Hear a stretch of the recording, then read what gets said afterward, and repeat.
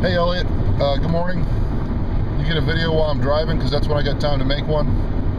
I wanted to say that I'm not going to disagree with you, but I am going to say that there may be other circumstances that you are unaware of, and I know from my research, well, I should say in my research, I haven't found any studies on it because it's probably not something anybody really wants to fund.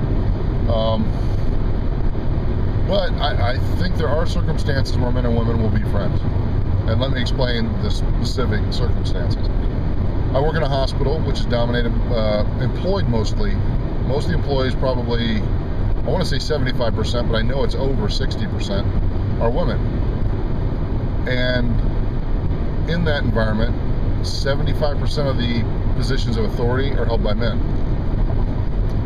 So it creates a certain culture there where women are surrounded by women and they feel relatively safe.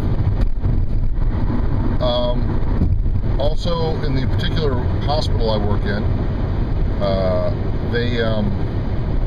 the culture is very much help each other get the work done, be supportive, and get the patients taken care of, because if you have a good staff that's supportive of each other, you'll get the best patient care, which is really a great thing, and I really do enjoy the atmosphere, and I like my work. I repair and maintain nuclear imaging cameras, X-ray equipment, MRI, CT, all the imaging equipment that's based in a hospital. That's what I service. So my interactions are very specific. I'm not with them all day, and I interact with them when there's either maintenance to be done or something's broken. Now, that said, I run into a lot of women that I have absolutely no attraction to, none, and they have none to me, and that's cool. I'm good with that. But you start working, because you're working as professionals, that's exactly what you do. You do your job. You're courteous to each other. You try to help each other get the job done, because you're basically worker units, and it becomes very asexual. You kind of forget that the other person has female anatomy because you just really don't care. Now, that may be partially because I'm going to be 45 this year. Don't know. Age may have something to do with it. Most of the women I deal with are over 30. The youngest that I deal with on a regular basis is maybe 28. So there's an age thing there too.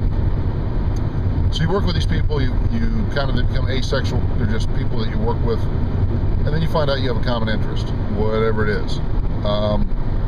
And then you talk about that interest when you're working together, and eventually you become friends you find out you have a couple things in common.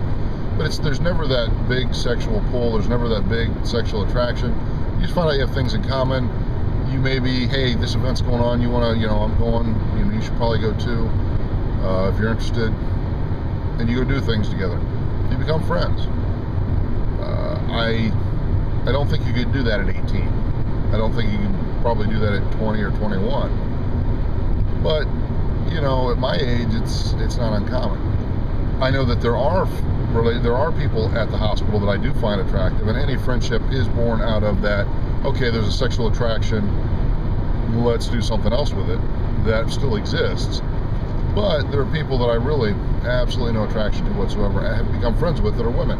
I just, to be honest with you, I've never really thought of them as women. And they might be offended to hear that, but it's just true. They were just people I worked with until we had a common interest. So I think that occurrence, at least where I work, is not that rare. A number of people do things outside of work together that they just go hang out, they go have a beer, they go, to do whatever that activity is that they're interested in. We've got a couple hikers and a couple mountain climb or rock climb, wall climbing guide people.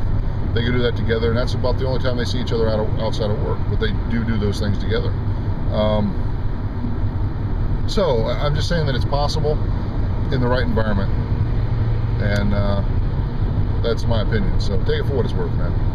I wanted to say thanks for all your videos. The strength camp stuff has helped my lifting dramatically, and I always like your view on. I always like to hear what you have to say on the different topics the questions you answer. So go make a great day, and I will watch your video soon.